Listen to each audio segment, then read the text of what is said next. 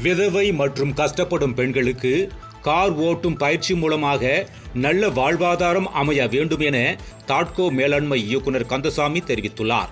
சென்னை மயிலாப்பூரில் கைம்பெண்கள் மற்றும் ஆதரவற்ற மகளிருக்கான இலவச வாழ்வாதார பயிற்சி திட்ட தொடக்க நிகழ்ச்சி நடைபெற்றது. பின்னர் செய்தியாளர்களிடம் பேசிய தாட்கோ இயக்குனர் கந்தசாமி, விதவை மற்றும் வாழ்வாதாரத்தில் கஷ்டப்படும் பெண்களுக்கு கார் ஓட்டும் பயிற்சி மூலமாக நல்ல வாழ்வாதாரம் அமைய வேண்டும் என்பதற்காக தூண்டில் திட்டத்தை தாட்கோ முன்னெடுத்துள்ளதாக தெரிவித்துள்ளார்.